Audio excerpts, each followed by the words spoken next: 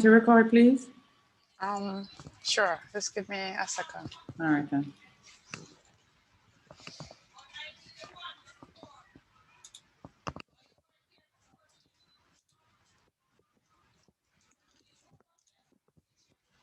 I have given you permission to record.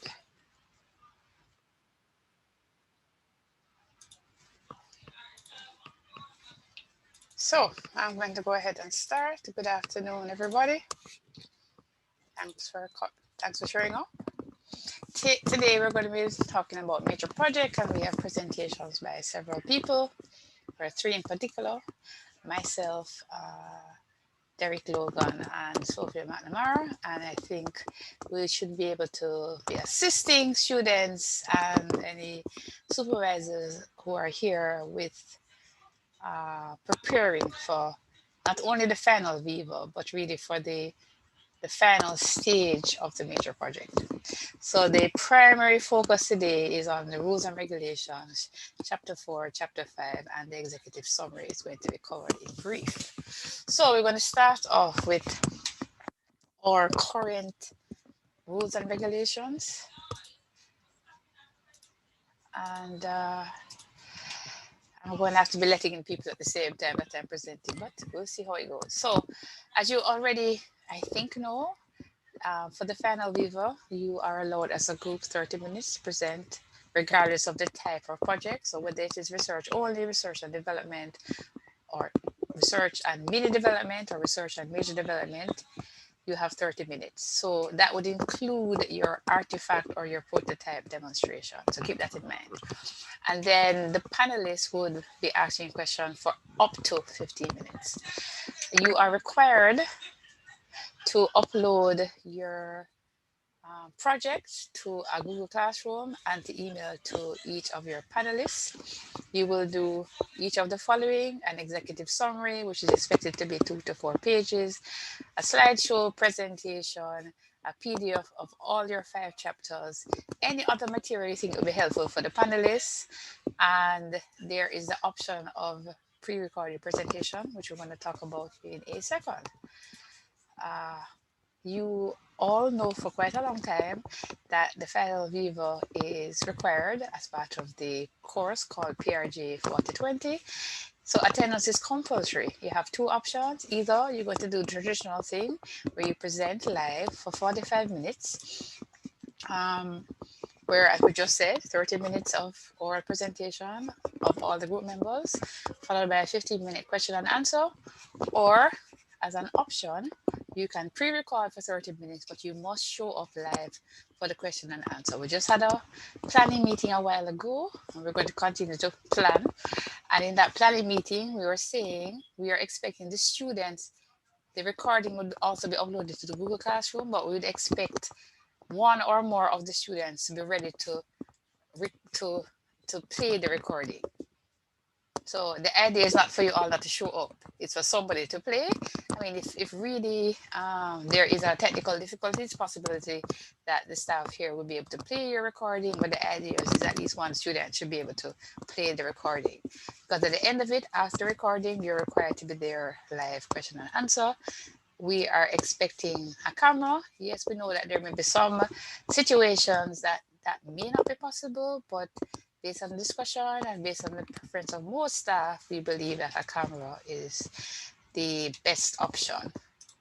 And if you've looked at the even the current marking scheme, it includes things like your actual physical presence in the presentation itself. So here are the major project dates. Remember, this is being recorded, but you can feel free to screen snap. So you've already done, hopefully, your chapters 1 to 3, your ethics application. There is another ethics meeting tomorrow. And if you haven't gotten the approval, you must submit it today for it to be looked at tomorrow. And by the way, you must put it in the right folder, because you put in the wrong folder, it may not be considered. I would suggest if you're submitting today or you just submitted in the last few days, you also send an email to the ethics app as well, just to make sure that your project goes to the meeting.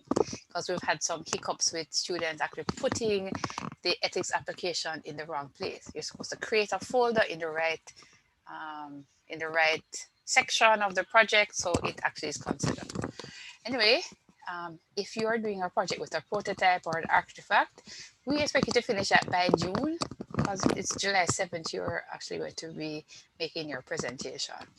You only are supposed to start your data collection after you get Research Ethics Committee approval. Really should have a draft of your chapters 4 to 5 as soon as possible. You know, tentatively June 21st would be a good date to be, which is just around the corner. We're expecting students to email and upload your project to the Google Classroom, to email to all the panelists and upload to the Google Classroom, all the things I've said before. And we're going to do a final Viva where it's required on July 6th. And your final submission for those who do it on this date will be July 26th. That gives you lots of time. And remember, you'd need to be giving to your supervisor, preferably before that. So this upload to the Google Classroom, if you've now finished everything, it's perfect. Your supervisor says, yes, good to go, I'm grading it. That submission to the Google Classroom is for the major project supervisor and for Skit to put it in the library, all of that. So this is the final version. So way before that date, you'll be emailing your supervisor your final version. This is the final version. As you know, we're having a competition. I've actually put the date back by a week. So the competition will be on August 3rd. It'll be both for papers, student papers, and student posters for the groups that did major project. We're going to have a preparation in July, as in once the final Viva is finished, not the next day, but the following week, we're going to have Wednesday meetings preparing people for the poster and paper presentation. We're going to take a break on the Wednesday right after the final Viva. So this is the day of the competition. For those who fail or did not decide to present on July 6th because they're not ready, you'll have a second chance to do it on Thursday, August 5th. And then you must upload by a certain date so that you can actually have a chance of graduating and being pushed through as terms of your grades for the next academic year. For your grades to be agreed and validated and all of that, there's a process. So anybody has a question about the dates before I move on? Miss, you said we should email it to the panelists. How would you know who is our panelists? You're going to have a, just like you had for the Mini Vivo, you were at the Mini Vivo presentation, sir? Yes, miss. Well, at the Mini Vivo, you would have had a list. There should be a list of the emails. At the moment, all full-time members of staff are actually on the UTEC website. And we work on that logistics, but really there should be an email for every single, really the panelists are full-time members of staff and their emails are available. Any other question about the dates? So I hear one question about the logistics. No questions, everybody's clear about what's required. All right, and then there are some challenges that are perhaps even more challenging because of COVID. So because we're doing oral presentations and some people have connectivity problems, you need to think about plan A and plan B. So if where you are living or where you are working has challenges with connectivity, so you could pre-record, but for the 15 minutes you're going to do the question and answer, you need to go somewhere where there is Wi-Fi and have a data plan as a backup. This is an exam. You know, you can come to UTEC if necessary, because at UTEC we do have, meaning we're not encouraging people to come in droves to UTEC, but if it is that where you live and work, yes, Ms. Smith, go ahead with your question.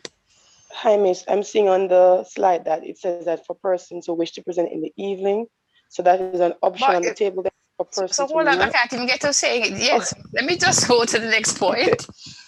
Yes, I have always believed that we should give options. So Mr. White brought it up and I definitely said, so yes, you need the emails. I've already heard, by the way, and nobody even said it.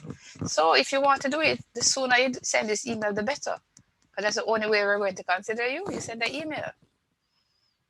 So you can do it today. Send the email. Thanks, Miss. And as soon as possible. So, right. And you all know that if you're ill, you need to provide a medical certificate. You know, because, oh, you're ill and that's it. And there's a procedure. You either come to UTech Medical Center or you go to your doctor, and then you send that certificate to the medical center. There's a procedure. All right, so these are the challenges that I foresee. Perhaps there could be more, but there are procedures for all possible challenges. These, I think, are the three that I know about as the most likely ones. Okay, so for the actual final Vivo, we have been going through the ethics approval for all projects. If it is that your project is not yet approved by the ethics committee by the time of the Vivo, you won't be on the list. Moreover, it's actually not here, but your supervisor must also say that you're ready. So if your supervisor says you're not ready, you won't be on the list. We should have added that to this. All students are expected to participate. So you participate in the oral presentation equally, not like you present for 1 minute. You should have been involved in all 5 chapters of the project, not just in chapter 2, and then you just coast along. You should have been in the whole project. And you must be available for question and answer to deserve the proper grade that you expect a user for being a major project. And you should also be registered. If for some reason, apart from the first item, well, I said this one, apparently there may be some extenuating circumstances that could be considered by their committees at UTech for exceptional cases. There could be exceptional cases, but this is what is expected, okay? And I'm going to soon turn over to Mr. Logan. Well, since I actually had put this, I'll just do a little, he probably is going to do something similar. So I'm going to do a presentation on the qualitative part of a chapter 4. But while I was doing it, I just said, let me just show you an overview. So in general, chapter 4, so you know that the model we're using in SCIT is a 5-chapter model using the APA format, as in the American Psychological Association. This is a particular style guide that we're using. It's online. Okay. Yeah, well, I'm also recording it, so it's being recorded. No problem, Mrs. Mack. Right, so chapter 1 is the introduction. Chapter 2 is literature review. Chapter 3 is the methods or methodology. You're then going to collect data and develop a prototype. And then you then write your chapter 4, which is your results and findings and possibly a discussion. And then you write a chapter 5, which is your conclusions and recommendations. Then you create your executive summary and your slideshow for your presentation. So in your chapter 4, you're expected to have an introduction and a summary. And in between, if it is something that includes people, you would have a section for demographics. If it's not people, you wouldn't have a demographics section. And then you have a number of sections which are typically based on your research questions. There might be other ways to organize it, and these are always noun phrases, not questions.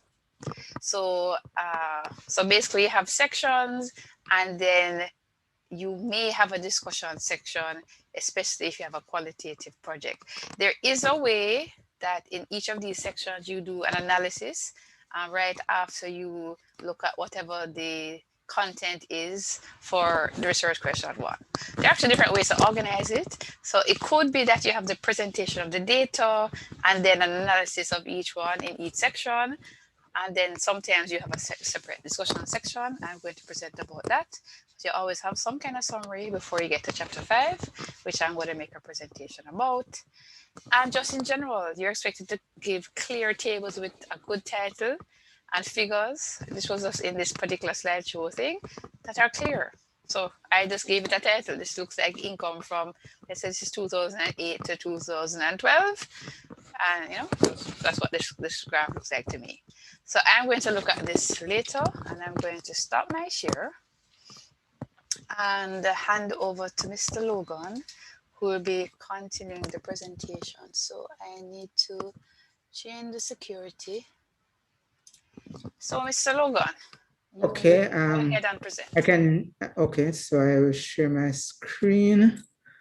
Let's see where we.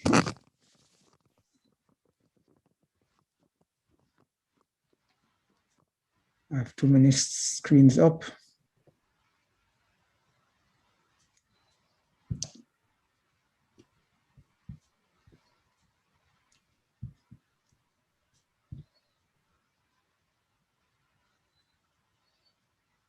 Well, we're seeing your screen. Okay, I'm trying to see if I can get it so that I can actually do a slideshow. I'm not so used to this. Won't it just be slideshow in the slideshow right here? Yeah, but this thing is it F5 for this slideshow? It might be. I'm not 100% sure. The thing is, there's something here that actually is different from, but I'm going to stop. Oh, hold on. No, I got it. All right. There you go. All right, so good afternoon. I'm going to be presenting on chapter 4, but not in terms, but mainly in terms of the data analysis that you do for chapter 4. And as Ms. Muir said, she's going to be looking more generally at the layout and organization of chapter 4. So I'm going to look at very, very briefly the structure. Then we look at the different analysis that you can do. And finally, I'll just say a little word on it, on some of the techniques, technologies that you can use to produce the statistical analysis. So I'll just do a very brief thing because, as Ms. Muir said, she's going to go into the whole structure of chapter 4 in her presentation. But just to put it in context, the purpose of a chapter 4 is to present your results and finding of the research project you're doing. So the structure, as she said, is an introduction, the results and your findings, and optionally a summary. So I'm going to be concentrating on how you actually go about doing your results and your findings. All right. So there is a difference, a slight difference, depending on whether your research is qualitative or quantitative. If it is qualitative, then you're looking at findings, okay? And typically in a qualitative, you're looking at text type things. And your findings are going to be based on explorations of themes, all right? So if you're doing a survey, you would have, you might have open-ended questions where you try to get various thematic things out of it. And that's what you're presenting in your qualitative. So it's based on a lot of qualitative is based on text analysis. Quantitative tends to be results of inferential analysis, and your unit of analysis is an hypothesis. I don't think many of your undergraduate students really do very much hypothesis testing, but I'm just doing it, I'm putting that here for completeness. In both cases, both qualitative and quantitative, the results must answer the research questions. And you will notice in the outline that Ms. Muir gave, she actually showed you the, research question 1, research question 2, research question 3. So really what you're doing here in your finding all your results is that you're answering your research question. So your chapter outline, as she had indicated, would be demographic analysis if you're doing dealing with people, your themes or research question, your hypothesis or research questions for quantitative, and then a summary optional. All right, so I'm going to be looking at, as I said before, I'm going to be concentrating on statistical analysis. I'm going to be looking at crosstabs, charts, regression, and correlation. All right, so cross-tabulation. You're going to, obviously, if you're, for example, just looking at the demographics, then a simple tabulation of the demographics might suffice. So for example, I have here gender of participation, how many males, how many females, or I might be doing a study on journal activity, on online activity, and I said, okay, I had 321 postings of journals, 482 of forums. So simple tabulation might be useful, especially, as I said before, if you're just looking at presenting to your readers demographics, things like that. But if you're really doing analysis, then you really need to do cross-tabulation. And when we talk about cross-tabulation, what we're saying here is looking at relating two different variables. So if I took the example above, where I broke down males and females and I broke down journals and forums, that didn't tell me very much. That didn't tell me very much in terms of analysis. So what I might want to do is to actually look at, was there a difference between males and females in terms of how they posted journals and forums? So I do a cross tab, male versus male and female, compare and cross tab with the participation in terms of journals and forums. And I can see here from this analysis that males on average did 5.21 journals, whereas females did 7.29. Males did 7.68 on average forums, females did 11.13. And so I'm now getting things that I can work with, because this is saying that for this particular module, females participated a lot more than males, and we might want to try and understand why that is so. So the point I'm making in terms of cross-tab and the usefulness of it is that it provides you with a way of doing much further analysis than simply presenting the data in a simple tabular form.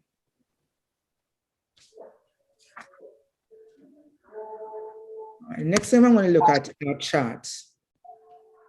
And I'm going to look at a number of different charts, different types of charts that you can present to explain your data. So one is a simple scatter plot, and a scatter plot is showing the relationship between two things.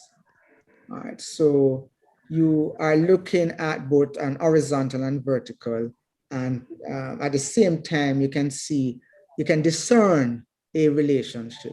So in this particular case, I looked at a data set, a public data set that looked at house prices in the city of Windsor in Canada. And this is just a subset of the data. And we plot lot size on the horizontal and the price of the house on the vertical. And if you look at that data, immediately you can see some sort of a relationship between lot size and price. The higher, the greater the lot size is, the higher the price. And that's what you'd expect. The bigger the size of the lot that the house is on, then you'd expect that the price would be greater. So, you go up to the houses in Stony Hill and Norbrook and so on, those houses tend to be on quite bigger lots, and they tend to be more expensive than the ones that are on smaller lots. So a scatter plot is really allowing for you to try and discern some sort of relationship between the variables. Somebody has their mic open. All right. The other type of graph chart that I might want to look at is what we call a line graph. And really a line graph can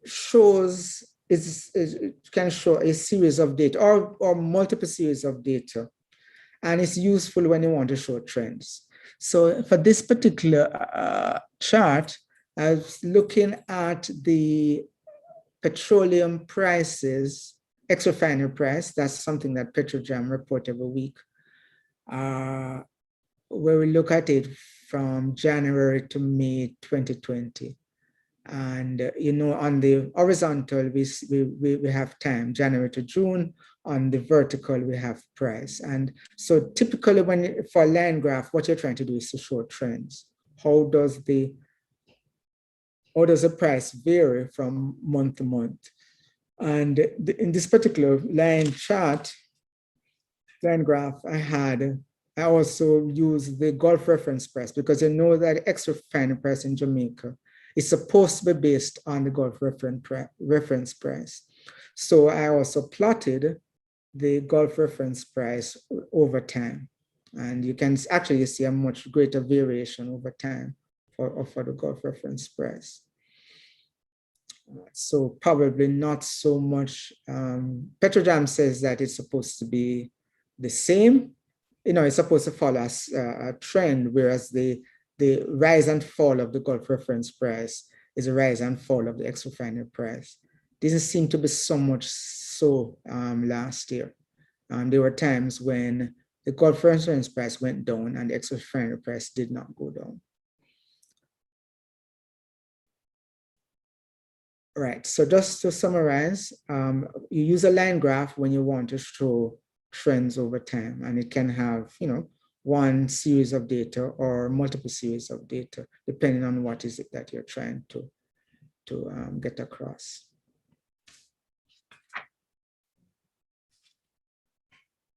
Other type, so we have looked at scatter plots and we've looked at line graphs. The other one is a bar chart, and a bar chart really allows you to do comparisons.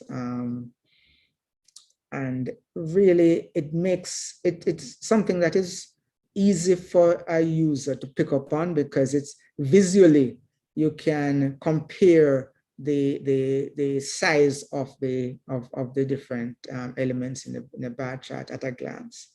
So it's quite useful in doing comparisons. So the graph that I put here was looking at a module that we did recently. And I was looking at the forum completion. In other words, how many completed? So in this particular case, 8 completed 11 journals.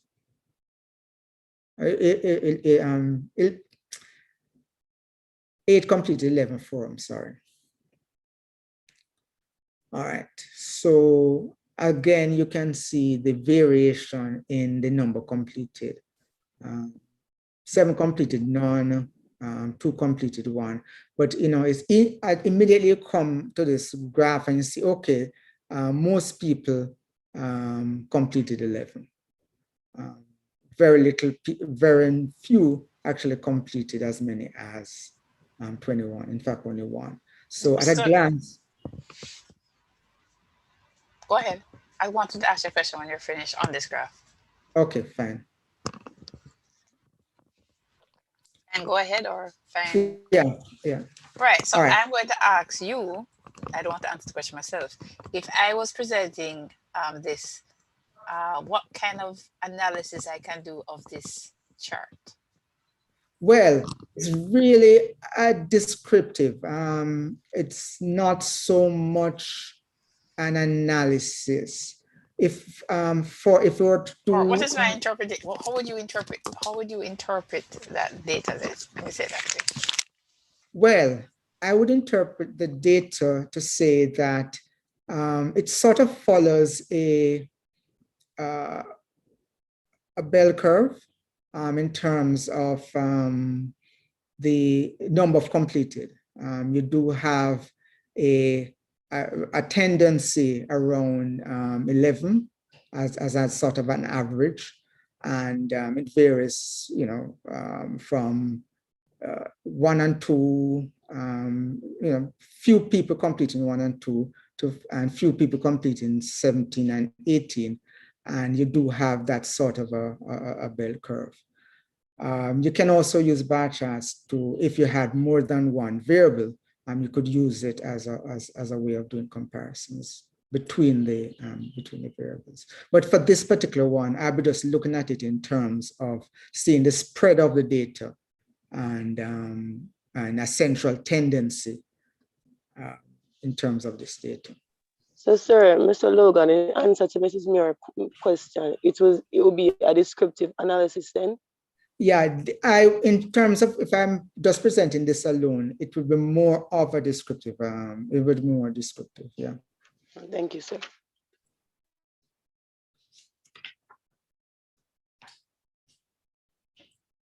All right. The other thing that you might want to look at, and here you're doing more of a more of an analysis.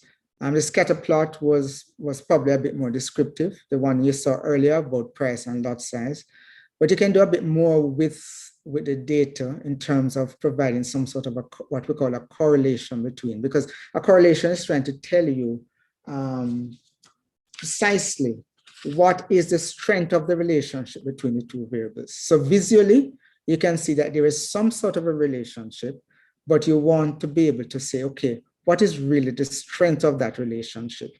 Is it that there's a perfect correlation, a perfect link between the lot size and the price, all right? And you can actually do a computation for correlation, and that is on that right side. You see that the correlation, and a correlation statistic is a number between 0 and 1. 0 means no correlation, 1 means a perfect correlation. So the lot size and price, the correlation is 0.13. So it's not as, relative to a perfect correlation, is not all that strong. Normally when you do a correlation table, it will give you for each of the variables the coefficient with all the other variables. So we only have 2 variables in this particular case.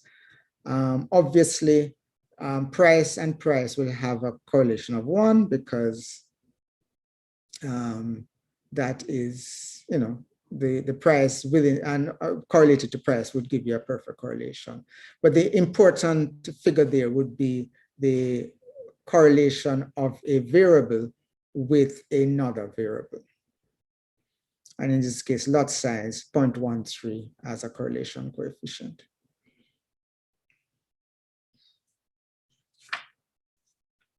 Right. The last thing I wanted to look at was regression. And regression, really, you're using that to try and come up with a model of the relationship between 2 variables. So one of the ways of using a regression is to test a cause and effect relationship. And you're saying that this variable, as a result of this variable, then you have this variable. So you're estimating the relationship between variables. There are different types of regression: simple linear regression, multiple linear regression, logistic regression. I'm not going to go into the details of this, but a simple linear regression is using 1 variable. Multiple linear regression are using more than 1 variable in terms of finding the relationship between 1 variable and several variables. And logistic regression is a yes or no answer on the variable. So let me give an example. All right, so before I give the example, the output of regression is a formula defining the relationship between the variables. The strength of the relationship with respect to other variables is represented using numerical coefficients. All right, so let me give you some examples of what you'd want to look at in terms of a regression. So in a regression, you have a dependent variable. In other words, the thing that is you're trying to determine what are the things that will affect this dependent variable. So you have a dependent variable and an independent variable. So for example, your dependent variable might be a used car price. So what determines the used car price would be the odometer reading, the age of the car, the condition of the car, and so on. The sale price of the house, that's something we had looked at earlier when we did the scatter plot and the correlation. The square footage of the house, the number of bedrooms, the location, so a 2-bedroom, 3-bedroom, a larger house, Norbrook versus Independence City will determine the sale price of the house. And the reading score of students might depend on the grade level, their sex, their race, and the size of the school. So those are just some examples that you could use that illustrates doing a regression. So as an example, the same housing data that we had before, we look at the dependent variable as the price of the house. The independent variable, the things that will determine the price of the house, as things like the lot size, the number of bedrooms, number of bathrooms, whether it's a 1 or 2 or 3-story house. Does it have a driveway? Does it have gas? Well, that doesn't apply in our thing. Air conditioning, is it in a preferred area? So those are the things that would tend to determine the price of the house. Price dependent, all the other variables are what we call independent. So if we just looked at the price and the lot size, then the price, we can draw a line on that graph, and we can come up with a formula. Price is equal to 34,140 plus 6.55 times lot size. And as I said before, there are ways of actually seeing how well that model fits the particular data.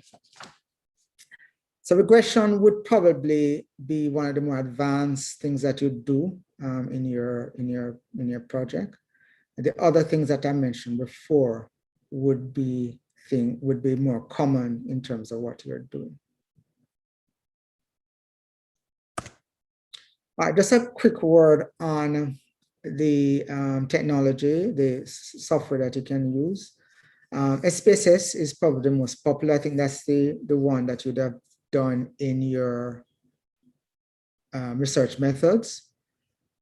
But there's also a free software, an open source software called R, that will basically give you give you similar results to what SPSS does.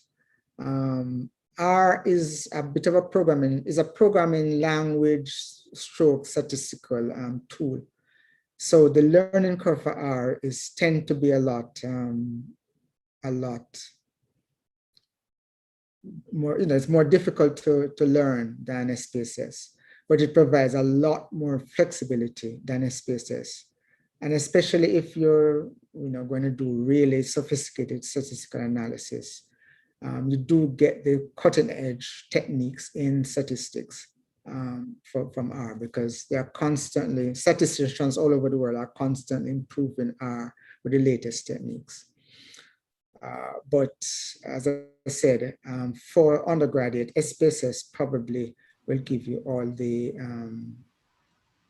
all you need to do in terms of what you're doing. And just a note, PSPP is a free software, open source software that is very similar to SPSS. So we actually used it last semester. Okay. So that's another option. Okay, all right, thanks. Actually, I put it in the chat. Okay. Yeah, thanks, Ms. Muir. So so that is obviously something that you might want to check out. And for those who are more adventurous, you can do some work with R. It does, because it has a programming side to it. you can do, some of the tedium in terms of running multiple things. You can actually use the programming interface to actually accomplish that. Now Yoko has a question in the chat. Oh, Should I read it to you, or? Yeah, you can read it to me. She asks how to do regression testing in SPSS having multiple dependent variables. Wow, I must admit that I'm not a SPSS expert. I do use R to do my regressions. But that's something that you should be able to Google and find out. I mean, that's something that you should be able to Google and find out. Right. Between YouTube and written free text, there's a lot of material on that. Really, there is a lot of materials. There's a lot of online information. All right, that's the end of the presentation. Any questions? Yes, I have a question. No, but no, I'm disagree with you. I have actually seen videos on it. Perhaps you haven't found this as yet. But what's the question? Go ahead. Yes, so for the technology, what's it called again? The technology, is it a requirement that we have to use either our SPSS to analyze the data? Well, Ms. Muir just indicated that there was a free alternative to SPSS. I'm not sure, Lisa, what you're getting at. Is it that you're saying that you have an alternate tool that you can use?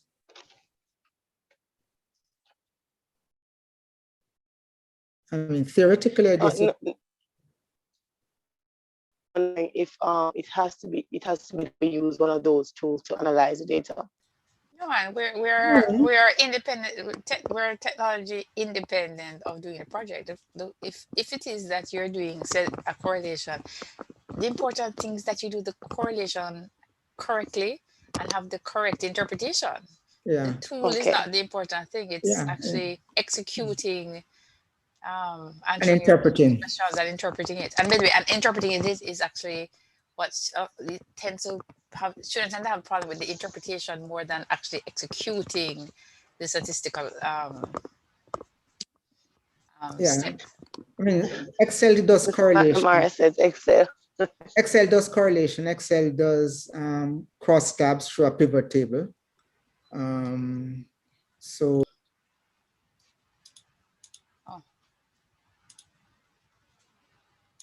Oh, sorry. Mr. Logan, I think I accidentally muted you. You can unmute yourself, please. Yeah, I'm just saying that Excel does correlation. Excel also does cross tabs through a pivot table. So yes, as Ms. Muir said, I don't think anybody cares what technique you use to do the actual analysis. Excel does graphs, scatter plots, and all of those. Yeah. But the one thing I would just add though is, like, I noticed that Mr. Logan, when he gave his example with the correlation, he didn't put the statistical significance. And if you're going to hold on, and I'm just making a note to Lisa and the whole group, and if you're going to use Excel, apparently I've never done it, you have to download a particular tool. I think it's free, I don't know, in order to get that correlation. It doesn't come with the standard Excel pack. Okay. All right. Yeah, that's a good point. And yeah. And to be fair, the correlation, you actually need to know if it's statistically significant. But for example, on the example he gave, it was a 0.1. 1.13. Right. And that's, as you hopefully all know, that's a low correlation. Yeah. And if that is also not statistically significant, it's not saying much. So you actually want to know not only the strength of the correlation, but is it statistically significant? Would you want to say anything more? Explain what is the meaning of statistical significance? Can I interject here? Excel, yes, go ahead. Remember, Excel has some different functions, so you can look them up and then apply them to the data. So many of these things you can get in Excel. Yeah, but I heard that you have to actually get a pack and put it in. It doesn't, Oh, so I've heard. correct. But before I get there though, I wasn't trying to focus on that. I'm just asking Mr. Logan. Yeah, so it's there, but I think you actually have to add in something. That's what I've heard from many people. But yes, it's available. I think you actually have to download a particular additional some function of Excel, but it is available. But I wanted just to get Mr. Logan to say something about statistical significance, if you would, Mr. Logan. Yeah.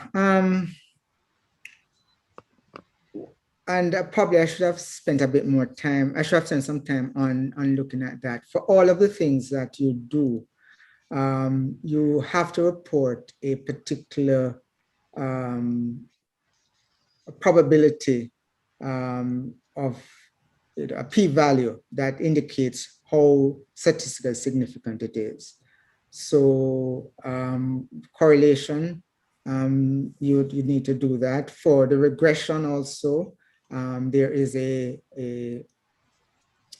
value for regression, something called R squared, that you would want to report to say whether that is the thing is statistically significant or not. So yeah, that's something that I probably should have pointed out in terms of when you're reporting, you always need to provide whether the extent to which is statistically significant. Certainly if you're doing qualitative analysis and you're doing hypothesis testing, then you want to either reject or accept your null hypothesis at a particular confidence level. And that's provided by the software package. Sir, quick question. Same about the regression. Cause I watched some YouTube videos, but it's only like giving me the options to select. For example, I want to do a regression testing on a for to say gather information on gender, marital status, and to get the dependent variables or so forth. However, when I'm doing that, it's only allowing me to click on gender and other things, but I can't select both gender and marital status or so forth. So I was wondering if it's that it can't do, or the only thing you have to be careful of when you're doing a regression that has a mix of categorical, in other words, discrete variables like sex and that sort of thing, and also continuous data. You have to be very careful. There are techniques that you can use. So for example, here, you notice that I was very careful to only use lot size and price. If you're going to use a regression using lot size, bedroom, and all of that, there are some techniques that you'd have to do to deal with the fact that you have difference in size. In other words, what would happen here if you try to just simply do a regression on all of these is that lot size would tend to dominate because that is a much larger number. So you have to, I'm not sure what your data is like, but you probably would want to, if you're going to do a regression, the simplest thing to do is to have only numeric type data and not things like sex. Yeah, man, it actually asks for it to be numeric because it can't be any other variable. The thing is, I saw an option to do a I think it's a multivariate. That's the only one that gives you the option to select more than one independent variables. However, it's not speaking much on regression, so that's why I'm asking. What software is this? SPSS. Oh, as I said, I'm not so familiar with So SPSS. you would recommend R then? No. The learning curve for R is a little difficult. What data are you trying to do your regression on? All right, so it's the acceptance level of QR codes. or so we want to test based on their gender, if it's female, male, their marital status, their income, earnings, if that have something to do with the changes in Right. responses. And So maybe you want to do a correlation, because remember, for regression, what you're trying to do in a regression is to come up with a model that says, you know, what we had here. We're trying to come up with a model that actually give you a formula. Okay. So unless you're coming up with a model, then probably your regression is not not all that great. So maybe a correlation might be more of what you're looking for, because you're trying to find what is important, is it? What are you trying to find out? What is your question? What is to the see question? the comparison, basically to see if there's a high significance in person who earn a lot, who would actually adapt to this technology, or vice versa. So it's just the acceptance level So you're where looking for the relationship between the two variables, yeah. which is different and the significance. Mr. White had his hand up though. So, Mr. White, would you like to make your point? Yes, Mr. White, so have your hand up. yes, Ms. Mayor. Thank you. I was just saying to see that where the data dominates, as Mr. Logan was explaining, one way to solve that, we have variables that, you know, they are way out of proportion to each other. One way to solve that is to normalize it. So you might have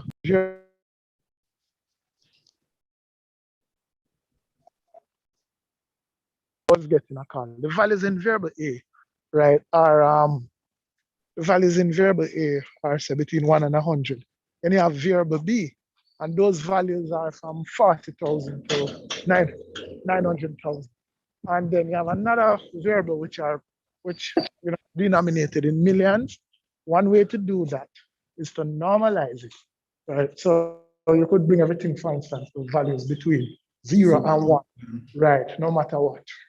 And what will happen now is it will make the comparison easier. Yeah.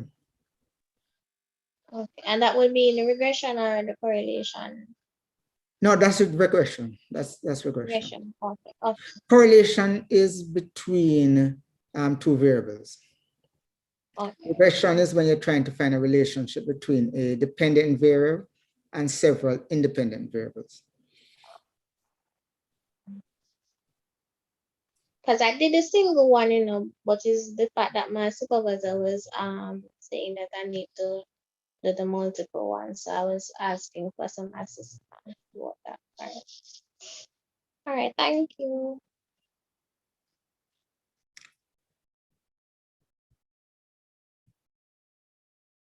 On mute. Mr. White, you still have up your hand.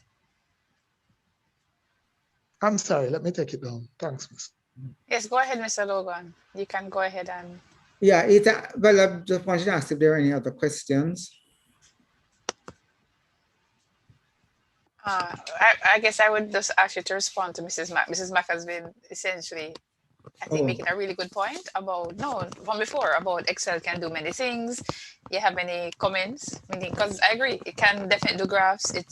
I think, in my opinion, it's best at doing graphs. So I would even personally use more than one tool for different things. So I think Excel is really good at graphs. Why use something else when Excel does that well? And so I would suggest that. But any additional thoughts? Yeah, Excel is, as I said, Excel can do graphs. Excel can do through the pivot tables, it can do across tabs, it can do correlations. It can do, I think it can do regressions. I'm not 100% sure. As you mentioned though, in terms of the statistical output, you know, things like confidence intervals and probabilities, you know, F-values and so on, it is probably not something that your base Excel is going to allow you to, it's going to give you. But it can do quite a bit. As I said, if for those of you who probably go on to higher heights in terms of this, R gives you control over your graphs in a totally, very, very, it's chalk to cheese in terms of what you can get in R versus what you can get in Excel. So for people who really want to get into this, it's worth the effort to learn something like R, where they, you really can get some really, really good graphs, really good charts. Matthew Smith has a question. Go Yeah. ahead, Matthew. You can hear me? Yes, I'm hearing you. Okay, we're just asking, based on the data collection, if we reach a limitation where we're collecting data and we're not getting enough, we use what we have based on our polls. Well, Matthew, we haven't got enough information to answer your question. Okay. All right. So, for example, let's say you only got 3. You're doing a quantitative project and you had planned to collect 100, and then you got 3. That's a problem. So, without more data, I don't see how anybody can answer your question. Okay. So, like, if I set out for 500 and I get 200, I can run with 200 based on the limit. But what if I only get like 100? Well, it really depends on what you want to do, how you want to use the data. If the data is homogeneous, then 100 ought to be enough. If you're not, trying to segment the data, then 100 ought to be enough. Okay. Statistically, yeah, there are actually tools to. There's actually online tools that can calculate the ideal numbers, and then given that you're doing an undergraduate major project, you can make arguments about the limitation. But certainly, the lower the number is, the ability to generalize even within the sample is going to be compromised if it's low numbers. Anyway, Daniel Reed has a question. Go ahead, Daniel. Can I address that question? Yes, go ahead. This is back before Daniel. So go ahead.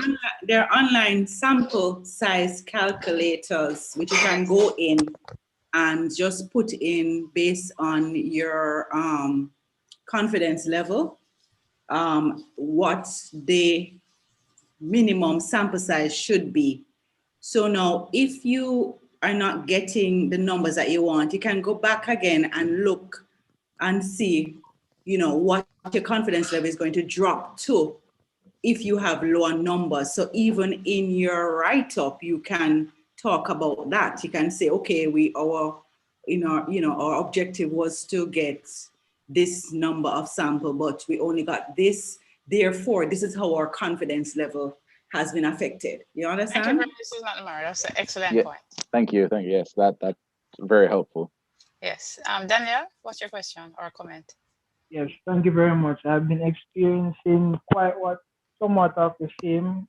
We set out for a particular sample size, but I haven't been getting much because our participants are in for lectures, curriculum, committee staff, and so forth that are in a part of like curriculum management. Mr. Reed, you just started sending out things just a couple of days ago. So you're actually I don't know. It's more to no, man, I've been sending out, man. I've been sending out at least 10 a day to different people, but I only thought to send to you recently, Miss. Someone advised me. So in order to get some more help. You indicated that I should use an interview, a questionnaire.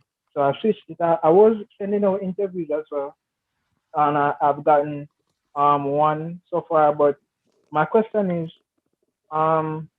in particular to my situation, does the numbers really matter, or does like the targeted persons who I want matter?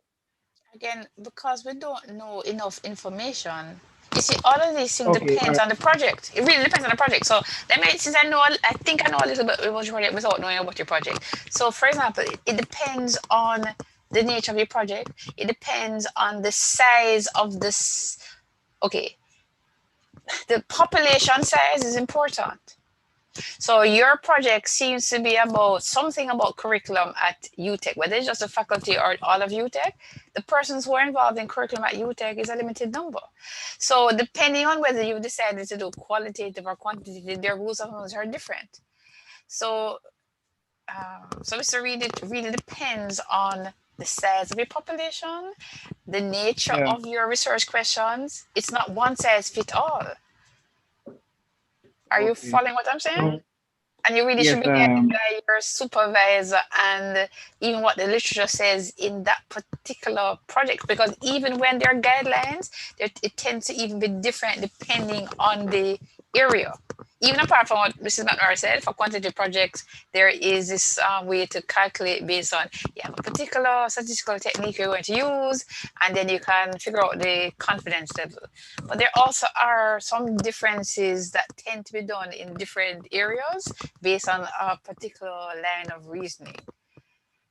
So then it really depends on if it's qualitative, quantitative, mixed methods. And We you need to are get some using data the though. mix. But you need Yes, to get yes. data no matter what. Okay. Otherwise, you're going to have some significant methodological limitations. Because if you don't get much data, you're not going to be able to come to conclusions based on data, which is So, for so an for instance, empirical Mr. study, Go ahead. that's important. Yeah. So for instance, Mr. Go ahead and I get people that are specifically involved, as you said, limited persons that deal with curriculum management, the whole process of keeping track and everything. That would be okay?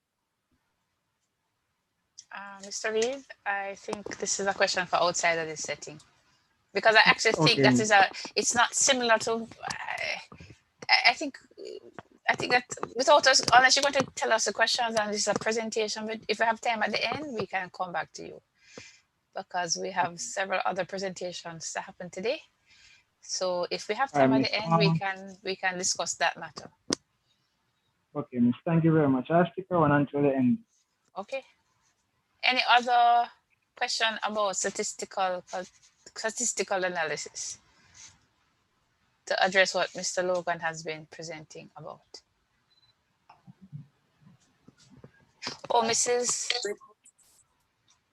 Oh, by the way, Mrs. McNamara has a number of suggestions. Make sure that you get all the group members to help with the survey, which is a good point. And each person can get a number of persons. If you're interviewing, it should be everybody getting involved.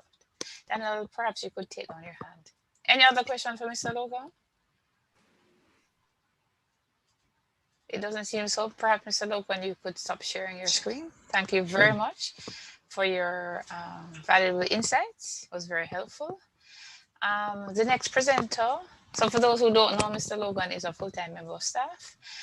And we are going to now be inviting Mrs. Sophia McNamara, who is another SCIT, full-time member of staff, to present on the writing of chapter 4. Mrs. McNamara, and she's a program director for the Computing Information Systems program. And she has been a long-standing member of staff with invaluable contribution. Thank you very much, Mayor. Okay, so I'm going to start my BP. So we're looking at chapter 4, findings and interpretation. And for this presentation, I'm just going to give an overview, touch on data analysis, talk about presenting the findings and interpreting the findings, and then give a summary.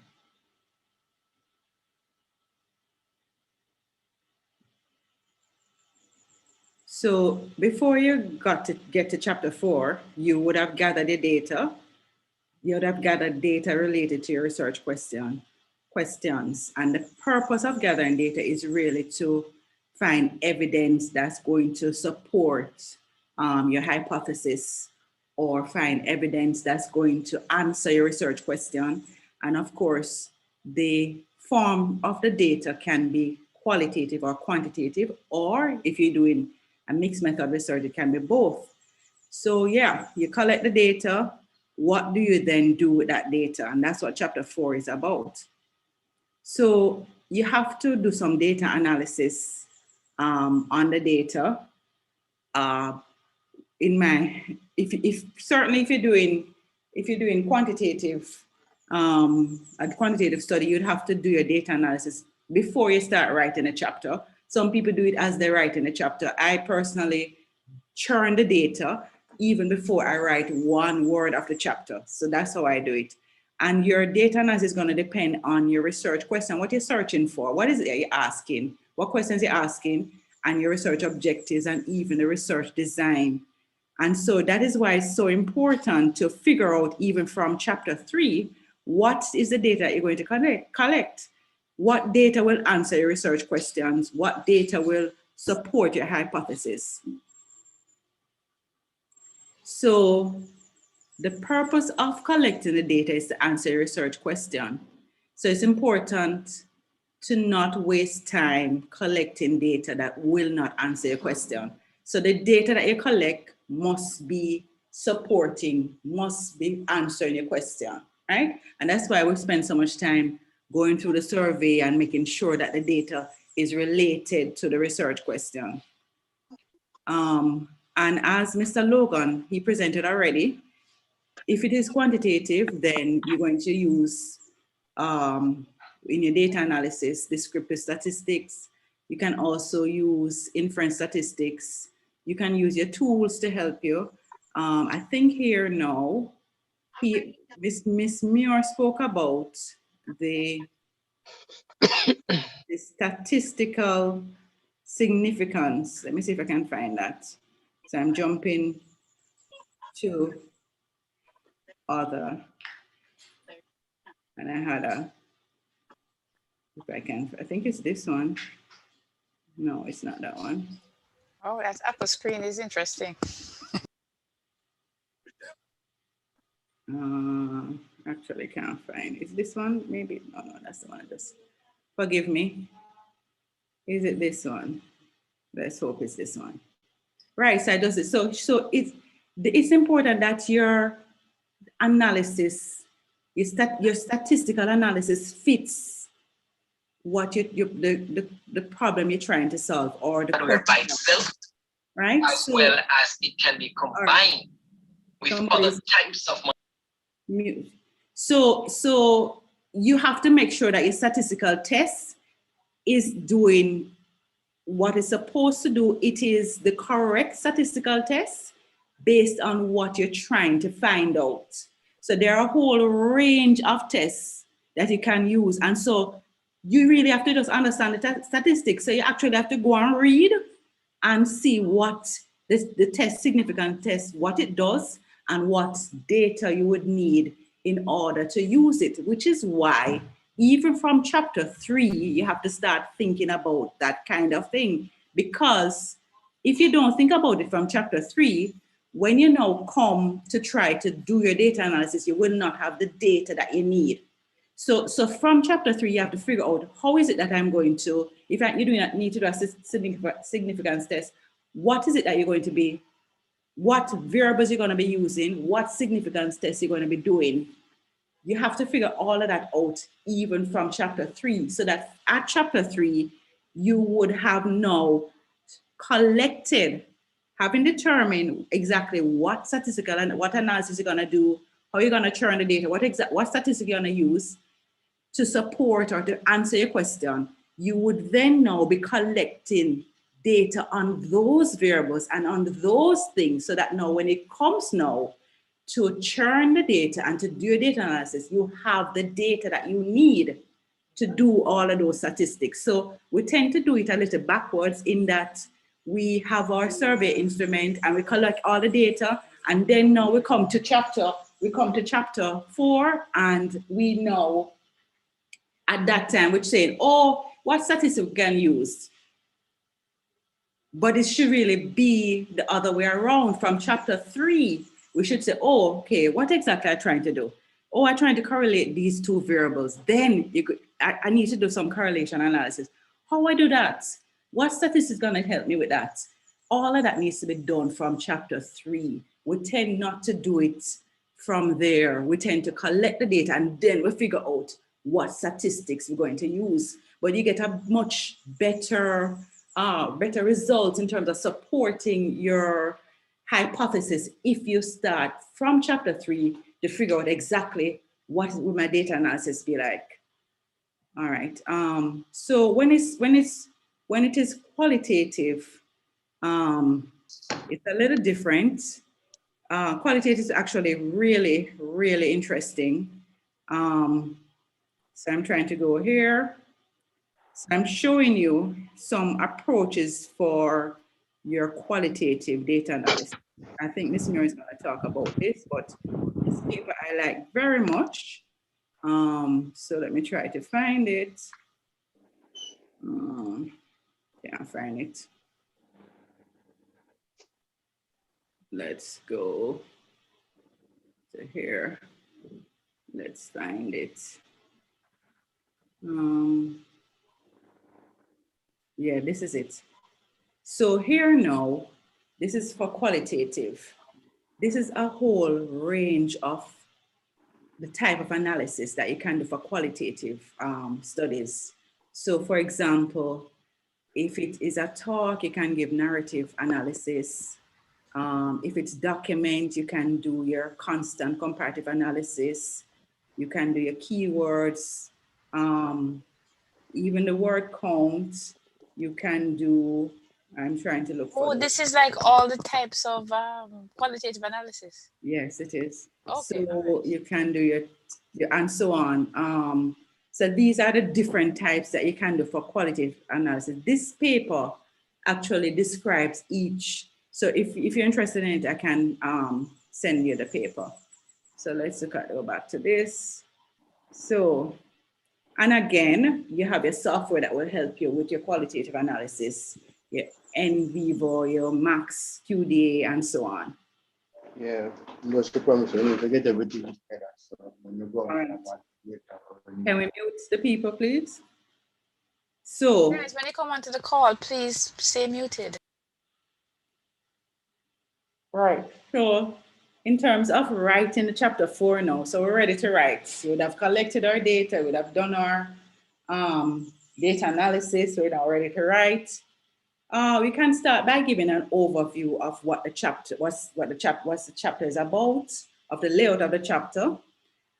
Usually you will restate the problem, the research questions, and the sub-questions, and then you present the data in relation to each sub-question or sub-problem. You provide summarized data rather than raw data. Also, remember too that you're protecting the privacy of the persons. If you may have collected data on persons, if you're protecting the privacy of the persons, certainly for quantitative, even for qualitative. So when you now come to summarizing, you would be summarizing rather than individualizing. For qualitative studies, a little different because you might even have a study for qualitative on one person or one family or so on, but you're still protecting the identity of your sample, right? But certainly quantitative, you would be summarizing your data rather than using raw data. And here now you will organize the data into tables and figures and graphs and charts and other forms of concise presentations. Tables and figures should always be labeled. So students tend to just put a table. It don't have no title, it don't have anything. They just put a table and that's it. And you must figure it out. No, always labeled, always has a title, always have a table number. So it's a table 1 or table I, and the title of the table is there. Titles should appropriately and succinctly describe the data in the table or chart that it represents. It says succinct, so you don't want any long title. Keep it, and it must appropriately describe the data. And then there should be, even though you're given your table and your chart and your figures and so on, you still need to have a worded discussion or notes that qualify and explain and provide additional information on the data that you're representing in the table and figures and chart. It's better if you have a lot of data, it's better to have separate tables than to try to put everything in one table. So you don't overwhelm the table. You make sure that the table, represents the information well and is readable. And it's good to, some students that when they're doing, they say, okay, you do chapter 4, you do chapter 5, and so on. And then they don't read over. The other people in the group don't read over anything. So one person does it, and you all just put it together, and then you're ready. But it's good if you read over. So read over, go through the chapter even if one person puts it together each other persons in the group should read it and make sure that it flows and everything is done well. So don't just drop it in and think, okay, that's it, right? So words should explain the figures and the graphs and the charts and so on. It's not just a matter of putting them there. You should always have words to explain what you have as well. So when the data has been subjected to statistical analysis, there should be a rationale for the particular analysis that you include. And figures are different from tables and charts. Figures should augment rather than duplicate text, and they should convey only essential facts. If you don't need a figure, don't put it in. It's supposed to augment what you want. Omit visually distracting details. Make sure that the data that you have is correct. So whatever you put in there, make sure that is correct. Make sure that the tables and the figures and the charts and the graphs that you're using are appropriate for the data that you're representing. So some people, they think, oh, I'm going to do a pie chart for this, and a pie chart is just not the right way to represent it. A bar chart would have been better. So that's why it's important to know what these charts are and how to use them. So don't use a pie chart when a bar chart should be there. You should have an understanding of what each chart represents and how you should use it.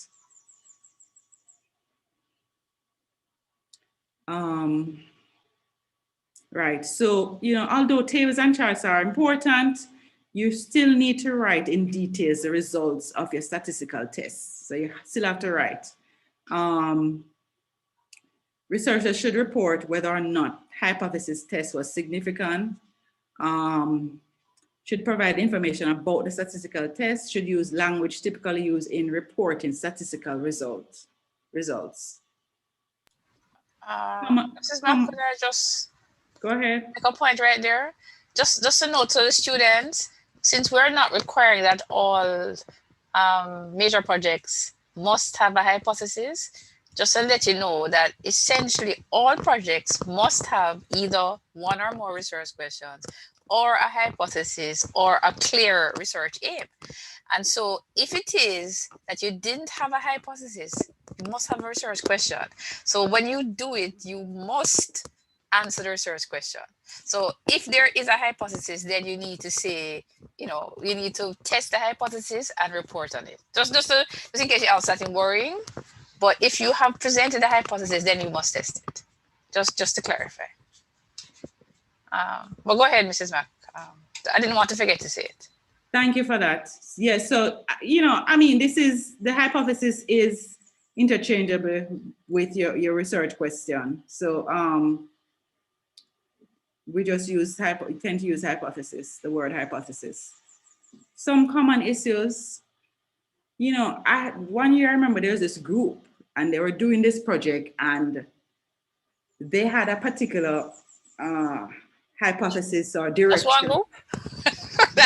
I remember several. I said 1 year I remember this particular, in particular I remember this one group.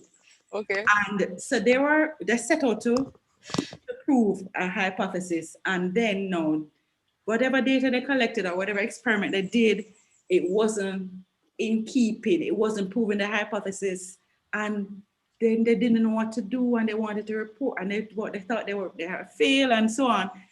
I'm just shaking my head because I actually supervised one group, more than one, but one group that no matter how I told them that they must go ahead and present what they got, it's like they wouldn't respect what I'm saying. I said even Google and see what they were just they didn't get what they wanted and so they were just not wanting to. I said, what you want to make up a story? Yes. Present what you got. So right. guys, present what you got. So that's it. So what the purpose of the report, the research is for you to answer a question. The answer to the question could be yes or no. Yeah. Miss McNamara. Yes. Sorry to interject. So if we did not answer the research question, that doesn't mean we'll be marked down then. No, you have to answer the research question. It just may not be the answer that you expected. Right. So you may have started out to say, okay, I'm going to prove that apples are purple, right? So that is your hypothesis. Bad example. You may have started out to say, okay, I'm going to collect data that's going to prove X. But when you collect the data and do the data analysis, it turns out that it's not proving X, it's proving Y. What do? Do you throw away all the work that you did? No, you still report what you found. Yeah. So and can I add to that? Data does not support your prediction. Report the data even if not what you expected. One of the things I did one year, just to add to this, is when we got with a group that was more, we had finished early, and then we saw that the quantitative data was not what we all, including myself, expected. We went and added a short qualitative to understand why, which actually was very insightful. So because the quantitative, we actually got, because we couldn't get the why behind the quantitative, so we actually added a qualitative that we didn't plan to. And I remember, like, I presented that the qualitative at a conference in Jamaica, and the people were like, "Oh, this is so interesting." So as it turned out, because we got data we didn't expect, we actually collected other data, and the findings were actually interesting, and were publishable and presented in a conference. Right. So it's not the end of the world when you get data you don't expect. Good. All right. So also don't use statistics incorrectly. I remember one year somebody finding like a mode of gender or something. It's like, it was just off. Like they find the average of gender or something like that. It's like, the average of gender. Make sure that the statistic that you're using is correct. You just need to go to a book or go online and see what an average is, whatever statistic function that you're using, whatever it is, look it up, make sure you understand what it is, make sure you're using it properly, right? All right. Don't overgeneralize your results. So you find A and you say, okay, so if you have a sample, whatever your sample size is, sometimes your sample size is not even representative of the population. Doesn't even validly represent the population. Don't generalize. You don't have enough to make a generalization. So don't overgeneralize your results. Do explore your data well. If you just like immerse yourself in the data, immerse yourself, especially if it's qualitative, you can get it's just so interesting what you can find, as Ms. Muir explained a while ago. Do not go beyond your data. And some of this too will go even in terms of your chapter 5. So you'll have students who will come up with conclusions that there's no way that you could make that conclusion from the data that they gathered or from their findings. But they have this conclusion that just stands out like, how you come to this conclusion? Nothing in your findings here could point you to that conclusion. So you have to be objective. So some people start with some assumptions and they just have their mind set that, okay, I'm gonna put this, and they're just not looking at, okay, this is what my findings said. My conclusion, therefore, is based on this. So from the finding, I can make this conclusion. So your conclusions must always come out of your findings. So don't go beyond your data. Be objective in your interpretation and conclusion and report honestly. So I always catch students with this now. So you can figure it out. So sometimes they say, you know, our survey, and we survey 600 people. I'm like, you had time to survey 600 people in 2 weeks? Yeah. So you know that they're being dishonest. So report honestly, but and collect your data honestly. Be honest. And so there's even that ethical concern. You report you want your research to be you want to be honest, because people looking at what you found, looking at your research, and can even be using it. All right. So your interpretation now. So it's not enough just to present the facts and figures. The interpretation of the data is the essence of the research. The interpretation makes sense out of the data. What is the data saying in terms of your research questions or in terms of your hypothesis? So in terms of your quantitative, in terms of your interpretation, you're going to summarize key, important, significant findings, develop an explanation of the results or findings, especially with respect to the theoretical framework that you had established in the literature. So in other words, if you, for example, you said, okay, there's this, from chapter 2, there's this model, and this model says that these X, Y, and Z are the primary underpinning of this concept. I don't know, I was trying to find some good examples. If then you will know when you're doing the interpretation, look at what did your data say? How did your data support that theoretical framework? Is it lining up with what that framework said? How does your data, how does your results, how does what you find, how does it, if you want, support or not support the theoretical framework?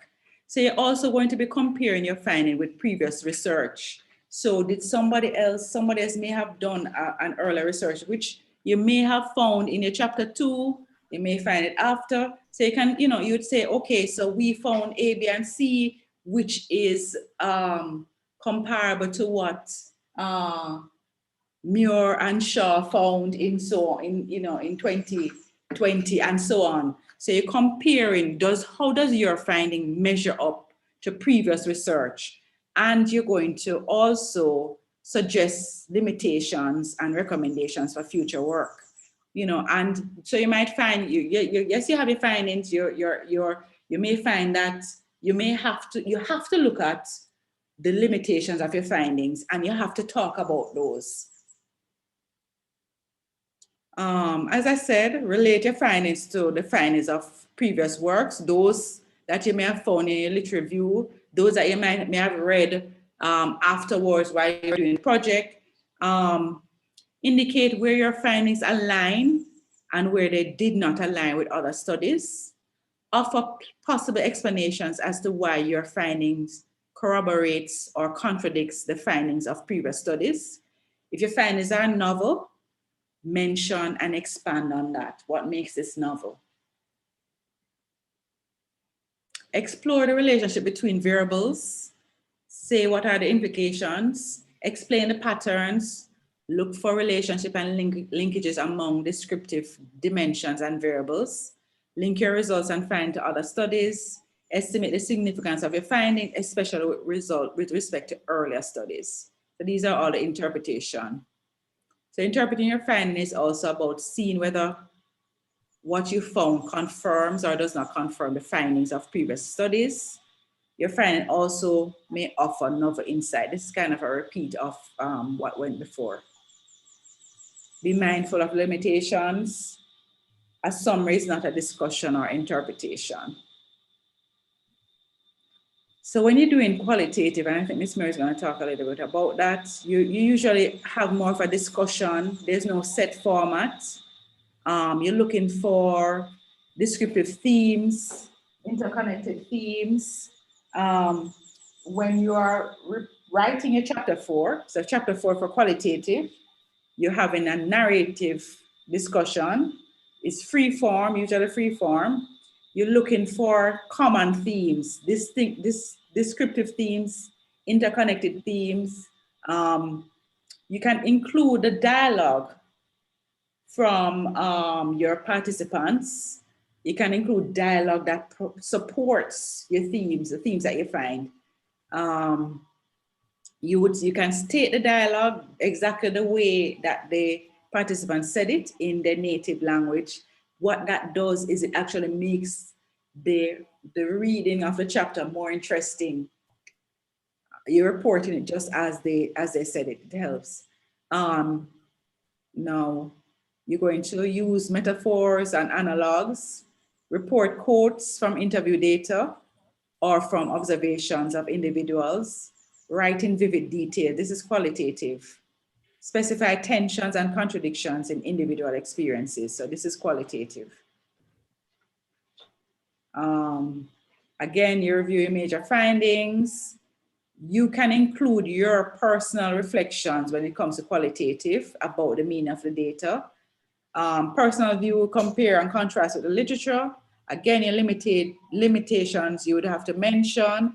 And for both of the studies, you would also suggest future research. And these are my references, I think. And that's it. If there are any questions, I'll take the questions now. Are there any questions, ladies and gentlemen? Can go back to the reference a minute, please?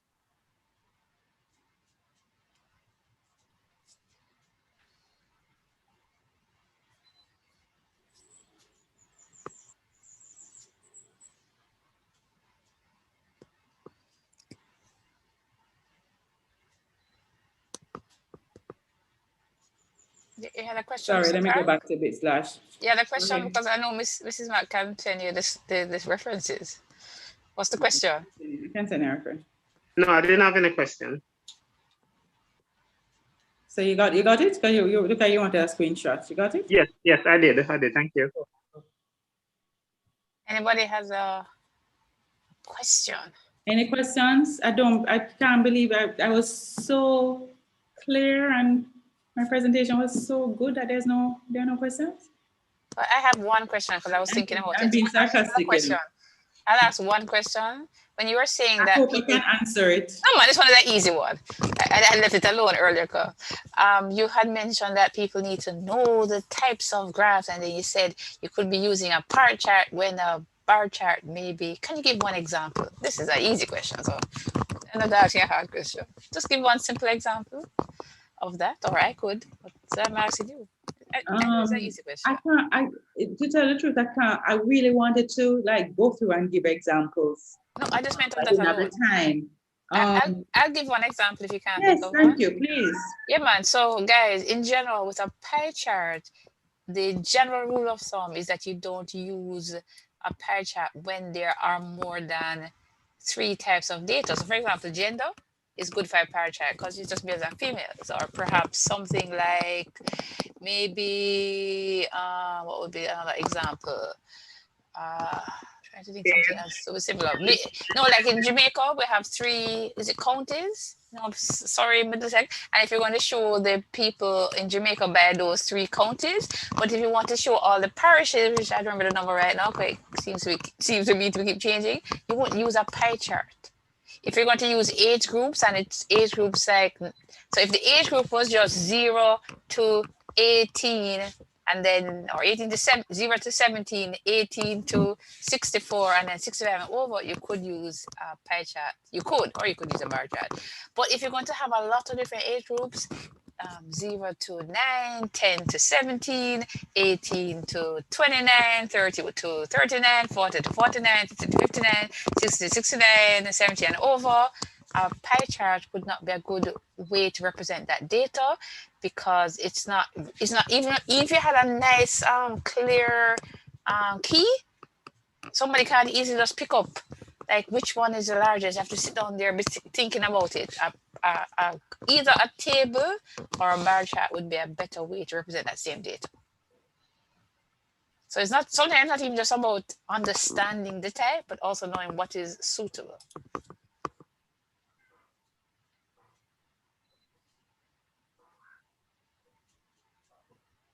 Well, I heard no comment. Mrs. Mark, you follow what I said? Yes, I thought that was a good example. That's a good example. Mr. Clark, you had a question or a comment? No, I was saying also that I think that's a very good example because at least you narrow it down saying that it's best to use data where you only have two types of data for pi versus Two or three. using It's only 2 or 3.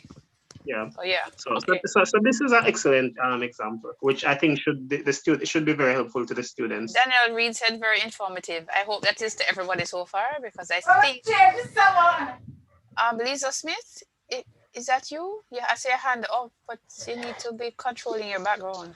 No, miss, that's not me. I just unmuted my mic. You don't have a comment or a question?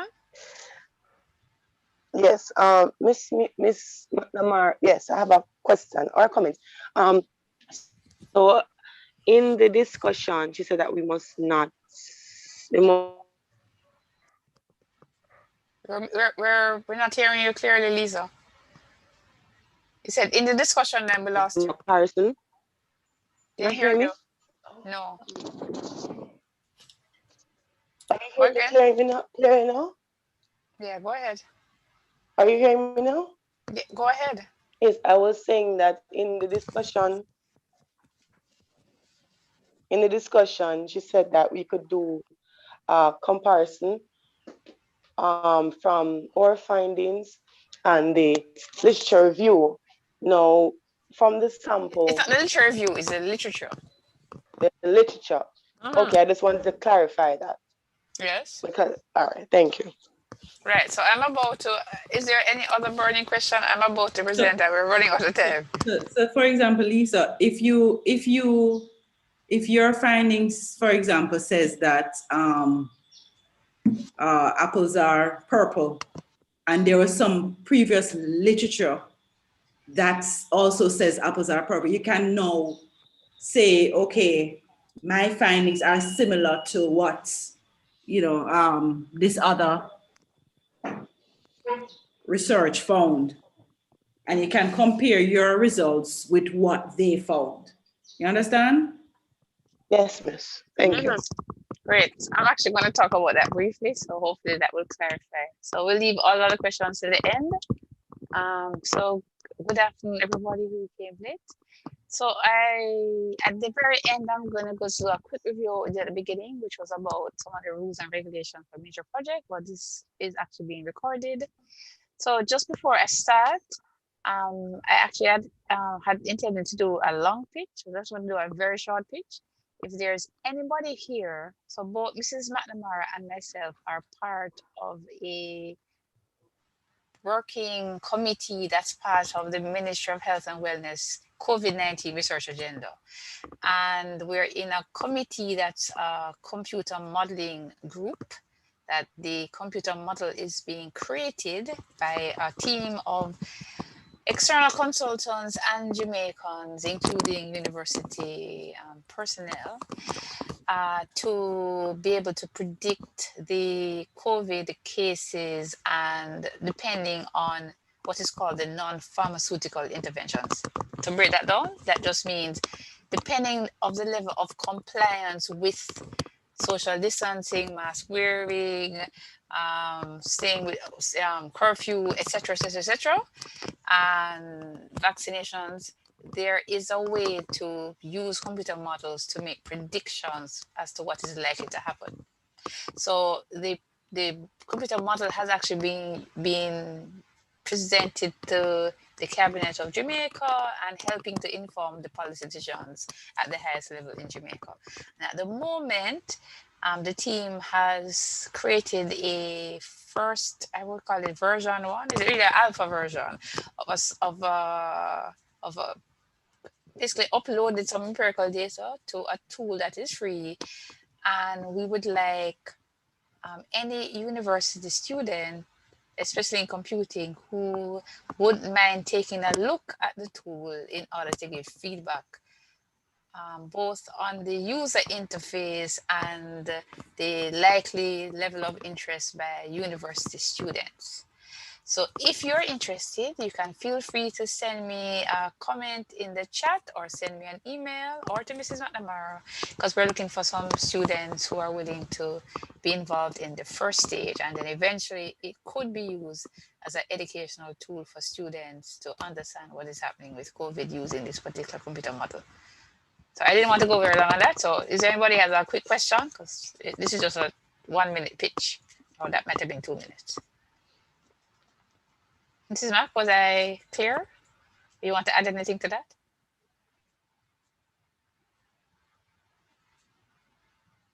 No, I don't want to add anything. Thanks.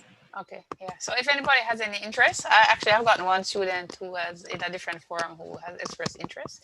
So if anybody here has interest, please go ahead and send me tell me that they're interested. Anyway, so back to the presentation now. So, right. So we are looking in terms of major project on chapter 4. So I really like that there's been a kind of a, what do you call it, a confluence of the various presenters. So I started earlier by saying that there are actually different ways to present chapter 4, but one possible way is an introduction and a summary. In between, if it's about people, you'd first have demographics and then center the sections relating to the research questions. When you write it up as a chapter, you tend to have each chapter have one noun or several nouns together. And then sometimes you have either discussion separately or the discussion could be within each section. It sort of depends on the project, but there's normally some level of interpretation. If all you do is present the data without an interpretation, something is missing in your project. And as Mrs. Mark says, typically though, you need to have a summary somewhere, because eventually in chapter 5, you're answering the research questions, all of them. And remember, for those who are worried, you need to only have one excellent research question. It really depends on the project.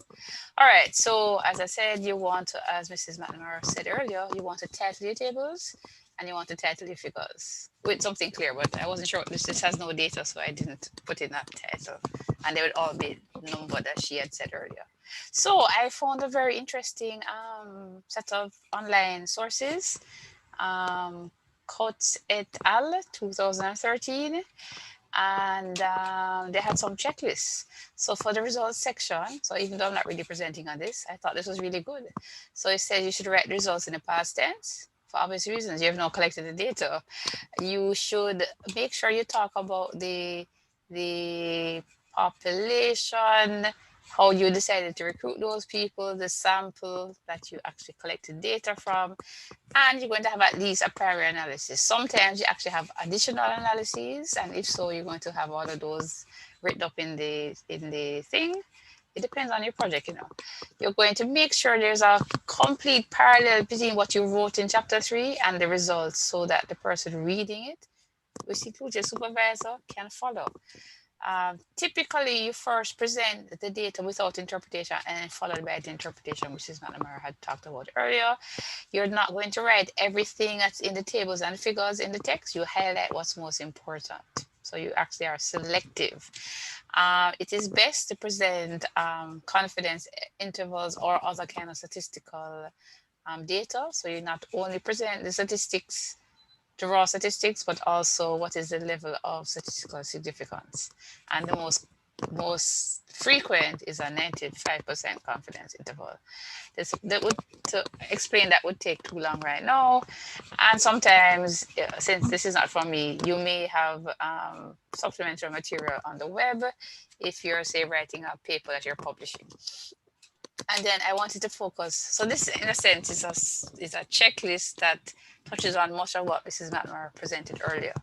For the findings, you obviously want to write in the past tense. You want to present the themes that you find. As Mrs. McNamara said, you're going to select quotations that are typical as well as ones that are atypical, and then discuss it. You actually, when you write it up, since in a qualitative project, you always must have a discussion section. there's different thoughts as to with results. In fact, I didn't say this. So results are linked to quantitative and findings are technically linked to qualitative. Some people just call them all results, but technically results are quantitative and findings are qualitative. So you always have to interpret the results, and you always need to discuss findings. Some people use those words interchangeably, but no matter what, for a qualitative project, especially if it's a qualitative only project, which is very atypical in our skit-based computing projects, what I saw one this year, if you do a qualitative only, you must have a detailed section where you have discussion in light of the literature. Must. When you do a quantitative project, there's a possibility that you are not going to have a long discussion comparing with the literature. Although maybe it's best practice, but certainly for qualitative, it's not an option. You must do it. So when you're doing a qualitative project, you want to think to yourself if what you have done prepares the reader for the next section of the discussion, which I'm going to talk about in a second. And depending, there are some projects where you actually, even some students here, your projects have collected both qualitative and quantitative, and it may be useful to compare the qualitative and the quantitative data. So if both of them are answering the same research question, then you actually want to compare them somewhere in your project.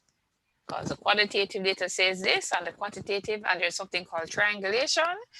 If the data is not saying the same, you need to discuss, well, what does this mean? That needs to be thought about. All right, and then for the discussion now, this is another checklist from the same source. You want to think about what did you find? You want to, as I said earlier, you want to compare with other studies. What is already known, what is new in your study, and then how does this particular study you just did fit in with the other? Right, so you did a research study and you want to do a narrative comparison. So in quantitative only projects, you do a statistical comparison. In a qualitative project, you are essentially doing a interpretation using only text. And that is actually non-trivial. Anyway, you want to think about the strengths and limitations. And I didn't have a whole section, but for everybody, you need to make sure that when you finish your project, you have a section in chapter 4 called methodological limitations, because there's no project in the world that the research method is perfect. Whether it is that you didn't collect the amount of the samples. In fact, if you collected the sample that you intended to do, since if you didn't do a census, there's still a possibility that your findings could be, remember, even with a 99% confidence interval, there's a 1% chance that your conclusion is inaccurate. So you want to talk about all kind of methodological limitations. Is there a possible bias of the participants? Is it the sample size? Is it, you talk about those kinds of things in your write-up. So you want to talk about the strengths of your study, limitation of your study. So, and you talk about whether you believe the findings are true in an objective way. You want to talk about the implications of your study. Are your findings important? Remember now, you intend for it to be important. That's what you wrote in chapter 1, the significance. But it could be that it's not as important as you thought.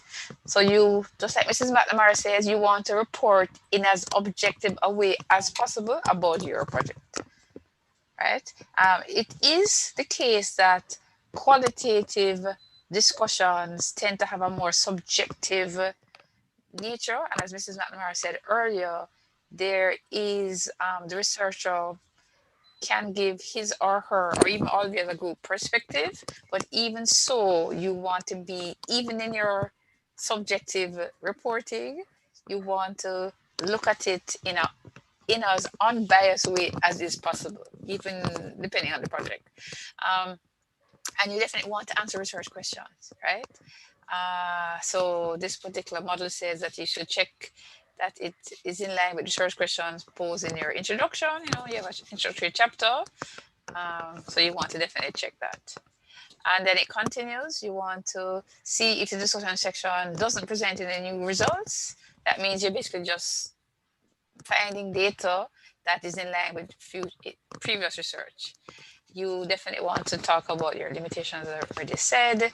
And in qualitative projects, especially, you want to write a story. And what do we mean a story? We don't mean a fictional story. You want to be able to present a meaningful interpretation of the data. In a quantitative only project, you want to present the research findings in a factual manner with statistical significance. But whatever you do, you're always going to presenting what does this project mean. And at the end of it, you are going to be able to come up with some finding. You know, this one liner is going to come in the conclusion. So let's just go quickly to chapter 5. So you know that chapter 5, I hope you know that it's the conclusion and recommendations. Some people put in a summary in chapter 5. I personally think that it depends on your project, but you certainly need to have a conclusion and recommendation. So sometimes you can put this summary in chapter 4 or the summary in chapter 5. I'm not sure if there is a clear standard, but no matter what, you must answer every research question. So typically, I would suggest that chapter 5, you might want to start before you get to the conclusion by reminding the reader of these are the research questions. Then you actually answer those research questions one by one with a very short discussion. It's really short. So the entire conclusion typically for our undergraduate students could typically be as short as maybe 3 pages to maybe 5 pages, a short document. And you want to go back to chapter 1, I know this is not the conclusion, to make sure that if you actually had 4 research questions, which typically I would say is typically too much, but let's say you had 3, and for whatever reason you did not collect data for one of the research questions, you need to go and remove it. Because if you didn't answer the research question, it should not be presented either in your chapter 1 to 5 or in your oral presentation. So your whole project needs to be consistent. You have 3 research questions in chapter 1 or 2, and those are, you tell us in chapter 3 the methods you're going to use to answer those questions. Then you went out and collected some empirical data, whether qualitative, quantitative, or both. And then in chapter 5, tell us what is the conclusion to those research questions. And then there are the recommendations. They are theoretical and practical. So theoretical recommendations is essentially like, I shouldn't even call it theoretical recommendations. You have recommendations that for further research, and then there are practical recommendations. So usually almost all students can actually think about that. Some students tend to focus on one or the other, and it's actually relatively easy to do both. What are you suggesting that based on the study you just did, what recommendations are you giving to decision makers in that field? And what additional research would you recommend based on the project that you did? And let me see what time it is now. Okay, we're at 7 o'clock. So the executive summary, this is what is required. Why do you do it? Because it's required, and the panelists tend to read it before the final review. I can't tell you everyone does, but I always try to read it so I can get a gist before students start presenting, and many of us do that. So we want an abstract, 200 to 300 words plus, introduction, methods, results and findings, conclusion, and references. And so the title, by the way, with the permission of your supervisor, you can still change the title at the end to reflect what you actually are doing. So the title and the abstract should be about the keywords. You want to make sure that keywords are in the title. It shouldn't be passive. The title, the abstract should have the objective. You should, if possible, give percentages of your sample size. You should, if possible.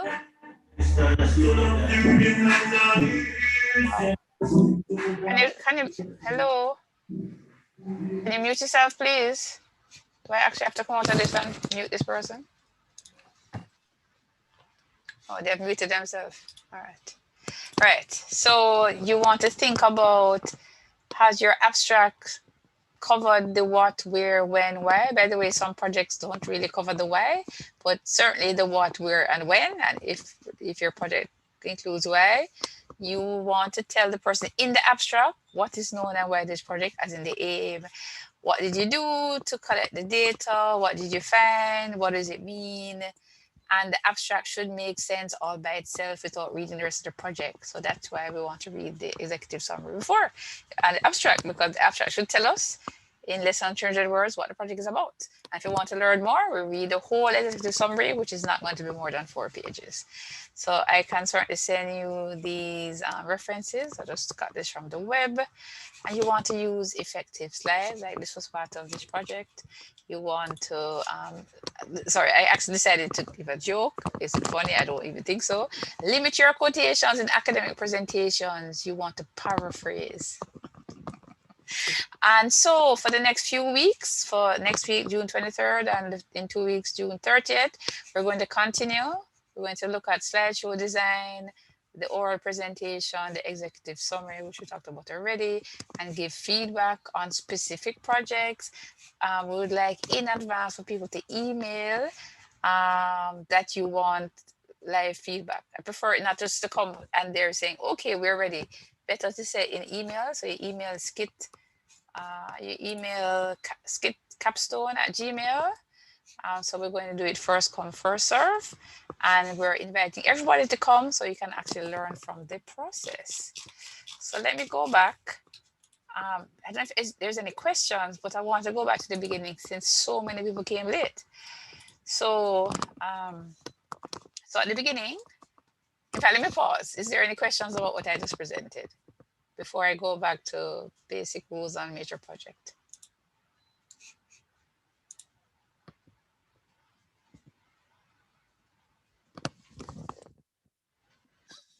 Lisa Smith wants to have a panel and grade. What you want to do? Lisa Smith, you want to what? Grade? You want to grade us as lecturers? No, Miss, I was just joking. Yeah, man, we get graded all the time. There's this thing called the lecturer evaluation. You never heard of it? Yeah, so back to this now. Anybody has any questions? Not pertaining to what I said. So I guess either I was crystal clear or there's nothing burning. Okay, so I just wanted to show. So let me go back to from the beginning. All right, so here we are. So you have 30 minutes to present, 15 minutes for question and answer. You should upload to the Google Classroom. I'll put it in the chat. I can put it in there again. The executive summary, slideshow presentation, the PDF of all your chapters, any other material, and you have the option to pre-record, but you must do a live question and answer.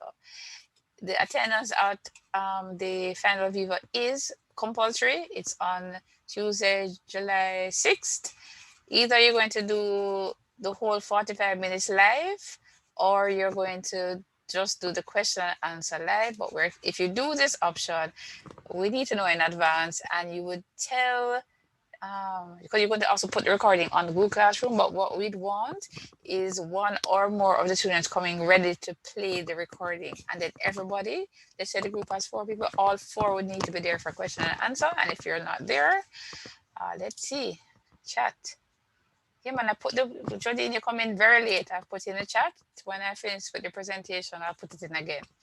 So just hold on a second, unless somebody else wants to. It's one of my colleagues, could you just repost it? It's in the chat already for Jodine. Thanks. So those are the 2 options. These are the dates. You can go ahead and take a screenshot. So we're saying that the final Viva is Tuesday, July 6th. You really should upload your project to Google Classroom by the Friday before. And as you know, you must actually submit your chapter 1 to 5, the final version, to the Google Classroom. We'd actually expect you to submit to the supervisor before that, so the supervisor can be grading, but we need a final version of the project for our records. There will be a competition on August 3rd for those who are interested in winning prizes and getting to the next level. So there will be prizes and surprises for people who take part in a poster or paper competition. And so we're going to have preparation on Wednesday evenings through the month of July, starting not the 7th, but the week after that. So after the presentation on the 6th, we take off. We won't have a meeting on the 7th, so we'll have a meeting on the 14th. And then the competition will be on Tuesday, August 3rd. The final Viva, for those who either didn't do it or failed it, the resit is on August 5th. And for those students, they must submit their final version of the project by August 20th so that they can have their grades be validated. And so if you're on, whether you're online for graduation or not, that you can be progressed for the next academic year, which begins around then anyway. So just to remind you that you need to have a plan for connectivity. So we suggest that you have Wi-Fi somewhere and data plan as a backup. If you want to present in the evening, you need to email Skip Capstone as soon as possible. And if you're ill, you need to notify UTech, which is me, through the official what you do for every other exam, which is that you either come to UTech to go to the medical center, which is still open, or you go to your doctor and then be able to present that to the UTech Medical Center to verify that you have been ill, and then we deal with that. And so before you present, you must have ethics committee approval. Everybody who wants a grade for major project must actually present at the major project, must be available for question and answer, and should have been involved in all chapters of the project. And you should be registered in PRJ in the academic year. And if there's some exception, you would clearly go to the appropriate committee to make your case. But basically, on the most part, everybody should meet all those requirements. So that is it. Any questions? Yes, Jamil, I see you raising your hand. Okay, excellent. In regards of this, the statement that says must be, can you go back to the slide before, please? In this one? Must be The registered? one that you just did a while ago on Chamber. You mean this? Right, it says that must be present oral and must be involved in all chapters, so forth. Right, last time for what my group did for the mini Viva was one person do chapter one, another person did another. I apologize for the dog. Is it that we have to be involved in each chapters, or we can do that to each person get a designated part of the chapters for the presentation? Well, I have a two-part answer. So for the presentation, people can definitely do. And in a sense, at this point, you and your super need to sort it out. But as a principle, everybody should have been involved in all chapters. It is completely crazy that you are in a major project and you did not do, right? Hold on, listen to me. Hold on, let me finish first. It is as a point of principle. So right now I'm talking about the point of principle.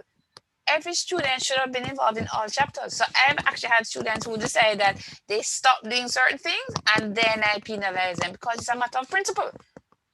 A major project, sorry, it could be that, for example, you have a techie person and that person does 80%, but they should know, as Mrs. Mack said earlier, in fact, you should not just know. At the very minimum, you should know all 5 chapters, but actually you should be involved in all chapters. Not necessarily all equal levels, but yes, you should be involved. Now go ahead with your comment or. Oh, okay. Well, my question was really in regards of presenting in the Viva. We chose to set each person for chapters in presenting, but everybody is involved in creating the project and writing. Yeah, man. So as far as the presentation, yes, this is common. So if you want to, in the presentation, have one person present chapter 2, no problem. All I'm saying is this kind of thing where this is one person who knows the whole project and everybody's just looking confused. That's a problem. Yes, and Lisa, anytime that happens, the people deserve to either fail or get a worse grade.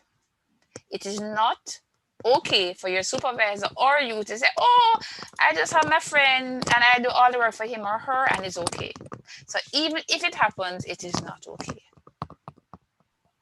Jamil, And just my to, principle, people should penalize persons who do less work. Mrs. Ma, is that you?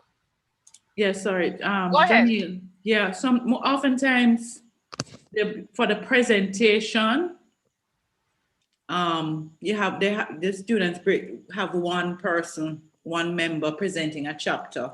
Remember to time yourself. So practice the presentation ahead of time. But yeah, so you can decide on how you want to do the presentation as a group. Yeah, man, that part is fine. So how you split up the presentation is fine. All I was saying is that everybody should be involved. So the comment somebody made about there's always some groups who do some work. Yeah, so I'm just saying, anybody who does no work should fail major project. And if you only did a little tips of chapter 2, you have not done chapters 3, 4, 5, and you have not done major project. Straight. Major project is beyond chapter 2. Anyway, so that I leave it there. But yes, you can certainly separate it for the presentation. And it's no problem and common. So some people prefer to like have more than one person present chapter 2, and some prefer to break it down by chapter. Just as a note though, guys, it's not an exact, you only have 30 minutes. And you could think of it as chapter 1, 5 minutes, chapter 2, 5 minutes, chapter 3, 5 minutes, chapter 4, 5 minutes, and chapter 5, 5 minutes, and 5 minutes for the prototype. But that's typically not the best. You may want to give a little bit more time for literature review. You may want to give a little, especially if you're doing a major development, you will definitely want to give more than 5 minutes for the major development presentation. So you want feedback from your supervisor and other people. We're giving the option for people to come here and present. So if next week we're going to do a presentation, anybody who wants to come and present we're going to use the same link next week, you can come, preferably asking in advance, want to do our practice presentation. Next week and the week after, we are going to be willing to give feedback. And Mr. White also has the Intelligent System Lab, and if he has time, he would probably also accommodate you. Am I right, Mr. White? David, are you there? Well, David is there in person, but he's not responding. But for those who know Mr. White, the program director, he has a research group called the Intelligent System Lab, and typically students present and get feedback, not only on major projects and other research projects as well. Mr. White, go ahead. Sorry, Miss Muir. Yeah, you were saying, Miss Muir? I was just saying that that students could practice presentations to get feedback next week and the following week. And I was just saying that Mr. White would probably also accommodate if there is time in the Intelligent Systems Lab. Yes. But for the students, for the serious students, we have provided assistance. The first hour, we meet religiously every Friday for the last 2 years. But remember, we're a research group, so there are specific outcomes we have to achieve. So we have a master project working on, in which all the groups, everybody participates, but individual persons are involved in, some of them in major project or in master's or PhD level projects. So we dedicate the first hour to assisting those persons. So they usually present, and the group, because there's some level of expertise in the group would provide a critique. And then now, the last hour, we discuss our project. So persons have come and we have accommodated them, right? But so thank you, David. So that is really it. I think you should have by this presentation or several presentations, we'll got an idea of what's required in terms of the dates for major projects, the rules for major project, as well as we went through chapter 4. What I presented was perhaps not enough on chapter 5, but it's certainly the gist, because chapter 5 is really probably the easiest one to write if you have conceived your projects well. it won't become really problematic if, like when Mrs. McNamara said, you didn't know, you hadn't collected the data that matches your research questions, and then you have a big problem. So,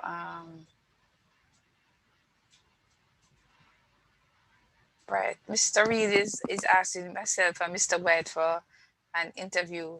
Yeah, well, I can't do an interview now, Mr. Reed, as I told you on the email.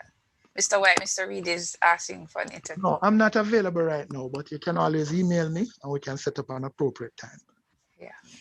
Oh, Right, yes, so sir. Thank you very What you much. find too sometimes is that the students really want to talk to somebody, depending on the type of project that they are doing. So we can facilitate them by matching them with the right person, with the appropriate person.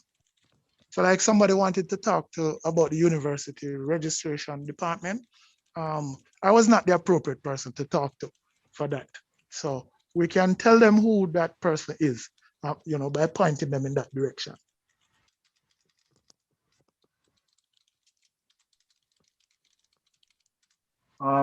Yes, thank you very much, sir. I've sent an email to you as well, sir.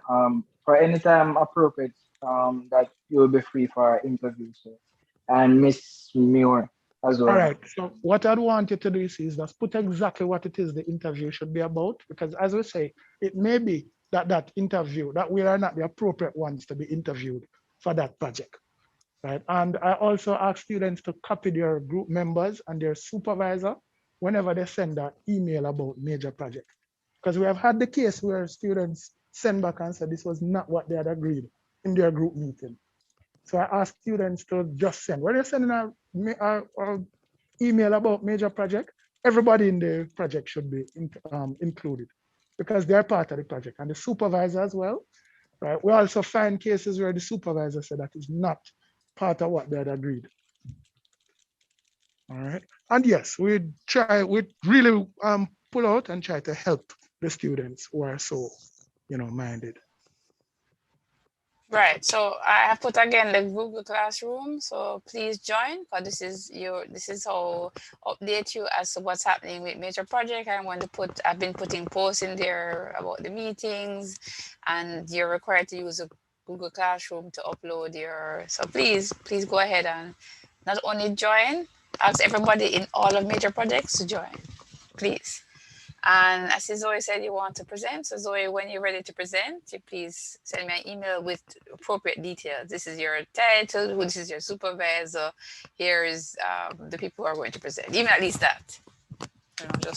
You wouldn't have to send the slideshow in advance, but at least this is what we want to do. Okay. Well, I had wanted to finish at 7, and now we're at 7:17. Past 7. Yeah, and we started 5 minutes late, so we're at 2 hours and almost 15 minutes. So I'll give it 2 or 3 more minutes.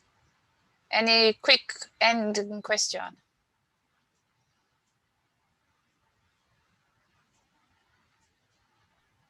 One last thing, miss, before I go. While I have you here now, miss, I replied to your email. I included everyone, my supervisor and my group members and so forth. You said that you weren't available for one. Mr. Reed, I will respond to you by email. Mr. Reed, I actually responded to you several times. Oh, that's the same Daniel Reed who said yes, nobody Mr. Reed. Yeah. Mr. Reed. Mr. Reed. This is not the time for this. First, I'm recording this, and this is not the time for this. Yes, I got an email. I got a message